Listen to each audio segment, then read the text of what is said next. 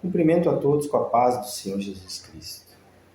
Vamos estar vendo hoje neste vídeo uma reflexão muito importante sobre as nossas vidas, baseada no primeiro capítulo da carta de Coríntios, que Paulo escreveu aos Coríntios, que nos traz um entendimento profundo, não só do olhar que Paulo tinha sobre a igreja daquela época, mas também nós podemos atualizar esse tema, esse assunto, para os dias de hoje, com esse mesmo olhar e expandir para as demais áreas das nossas vidas. Então vamos entrar na carta, né? Antes disso, agradecendo a Deus sempre por tudo. E te agradecendo por fazer parte desse canal, você que está inscrito, você que ainda não está inscrito, por favor, se inscreva, para que amplie esses vídeos, né, esses assuntos a outras tantas pessoas. Também compartilhe, dê o seu like e poste o seu comentário. Amém? Diz assim na introdução da primeira carta de Coríntios, no capítulo 1. É uma saudação. Paulo começa com uma saudação. Vamos ler então no versículo 1 até o 3, a saudação que Paulo impõe. Eu, Paulo, que fui chamado pela vontade de Deus para ser apóstolo de Cristo Jesus, escrevo junto com o irmão Sóstene essa carta à igreja de Deus, que está na cidade de Corinto. Escrevo a todos os que, pela sua união com Cristo Jesus, foram chamados para pertencer ao povo de Deus.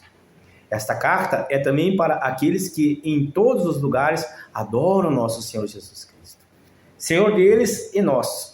Que a graça e a paz de Deus, o nosso Pai, e do Senhor Jesus Cristo esteja com vocês. Então Paulo diz quem ele é e pela vontade de quem que ele é. Ele diz, eu sou apóstolo de Cristo pela vontade do próprio Cristo. E diz para quem ele está escrevendo, para todos aqueles que estão também em Cristo, ou seja, a igreja. E que a graça e a paz de Deus, o nosso Pai, e do Senhor Jesus Cristo estejam com vocês. É o que todos nós desejamos, né? A paz do Senhor Jesus. Aí ele então vai nas bênçãos por meio de Cristo, no versículo 4 em diante. E diz assim, eu sempre agradeço ao meu Deus por causa da graça que ele tem dado a vocês por meio de Cristo Jesus. Então veja a preocupação de Paulo com os demais. Ele agradece a Deus pela vitória dos demais. Nós como cristãos devemos também nos alegrarmos com a vitória dos nossos irmãos. Paulo estava contente com a vitória deles. Por estar unidos com Cristo Jesus, vocês foram enriquecidos em tudo, tanto nos dons, tanto no dom de anunciar o evangelho, como no dom da sabedoria espiritual. Então os dons vieram a eles em abundância, eles foram enriquecidos em tudo, mas por estarem unidos com Cristo Jesus. Preste bem atenção, tudo está no centro de Jesus Cristo. No 6, a mensagem a respeito de Cristo está tão firme em vocês, que vocês não têm deixado de receber nenhum dom espiritual, enquanto esperam a vinda do nosso Senhor Jesus Cristo. Eles estão firmes, estão com um objetivo, estão esperando a volta de Jesus Cristo. Nós estamos também firmes, estamos também esperando a volta do Senhor, estamos recebendo os dons do Espírito Santo de Deus? É uma pergunta. Então seguimos. Cristo vai conservá-los firmes até o fim, para que no dia da volta do nosso Senhor Jesus Cristo, vocês não tenham culpa de nada. Deus é fiel e chamou vocês para que vivam em união com seu Filho Jesus Cristo, o nosso Senhor. Amém? Até aqui está claro, né? Então, agora entra a primeira e principal preocupação de Paulo, a partir do versículo 10 do capítulo 1 de Coríntios. Porque até agora nós vimos que Paulo escreve para quem, ele demonstra quem ele é, ele fala dos dons, fala que a igreja está abençoada e fala que o centro de tudo está em Jesus Cristo e que eles estão esperando a volta do mesmo. Mas agora ele entra num problema que o preocupa e faz com que de fato ele introduza, ou melhor, ele escreva esta primeira carta e posterior uma segunda carta. Amém? Veja bem então o versículo 10. Irmãos, peço pela autoridade do nosso Senhor Jesus Cristo que vocês estejam de acordo no que dizem e que não haja divisões entre vocês. Ou seja, precisa a igreja estar de acordo com o que está falando, com o que está fazendo, e que principalmente também não haja entre os membros da igreja divisões.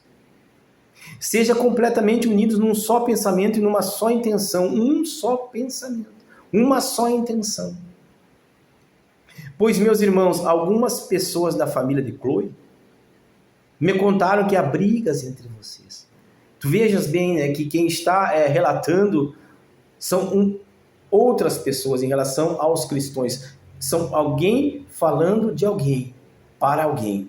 Ou seja, sempre alguém fica sabendo, através de outra pessoa que seja, o problema dentro de uma igreja.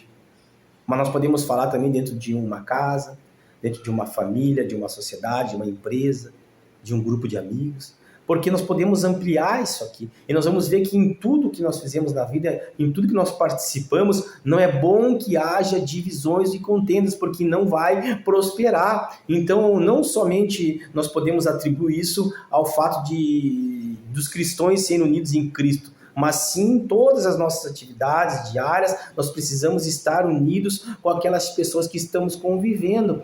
Aí vem uma pergunta, mas se essa pessoa ela não for uma pessoa que está nos caminhos do Senhor e que atrapalha e que é imoral e que escarnece, aí a palavra de Deus nos afirma que nós não devemos andar na roda dos escarnecedores. Precisamos sair então. E sempre priorizar Deus acima de todas as coisas e também andarmos com as pessoas corretas, independente das questões financeiras, por exemplo. Se precisarmos sair de um certo lugar de trabalho, um exemplo aqui, porque não está agradável, vamos ter que sair. E assim são outras etapas das nossas vidas. O que importa é que nós tenhamos o foco em Cristo Jesus. O que eu quero dizer é isso no versículo 12. Cada um de vocês diz uma coisa diferente. Um diz eu sou de Paulo, outro eu sou de Apolo, outro eu sou de Pedro e ainda outro eu sou de Cristo. Por acaso Cristo foi dividido em várias partes? Será que Paulo morreu crucificado em favor de vocês? Ou será que vocês foram batizados em nome de Paulo? Graças a Deus que eu não batizei nenhum de vocês, a não ser Crispo e Gaio. Assim ninguém pode dizer que vocês foram batizados em meu nome. Ah, sim, batizei também Estéfanas e a família dele, mas não lembro de ter batizado mais ninguém. Pois Cristo não me enviou para batizar, mas para anunciar o Evangelho. Aqui Paulo afirma que ele tem como primordial no seu ministério a anunciação do Evangelho, né?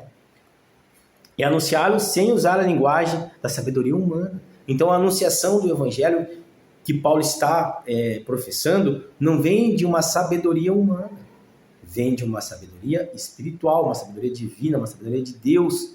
E essa sabedoria não pode ser comparada a uma sabedoria humana. Portanto, todos os ensinamentos, conhecimentos, estudos que Paulo tinha caem por terra quando a sabedoria de Deus entra na vida dele e quando ele reconhece Jesus Cristo e o seu chamado e começa então a deixar de perseguir para ser um anunciador das boas novas. Paulo tem uma outra visão, não desmerecendo tudo que ele aprendeu, mas dizendo que agora a sabedoria de Deus está muito superior a tudo que ele tem. E por isso ele tem essa autoridade para escrever essa carta e dizer: tome cuidado com as divisões, tome cuidado com as contendas, tome cuidado com as opiniões contrárias que vocês estão adquirindo e professando, causando intriga entre vocês, briga e desunião. Ou seja, um corpo dividido, um corpo de Cristo dividido, não tem como prosperar.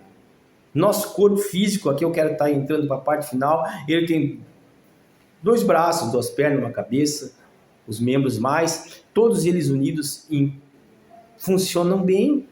Mas se há um membro que tem uma falha, ou alguma coisa assim, já não funciona tudo muito bem.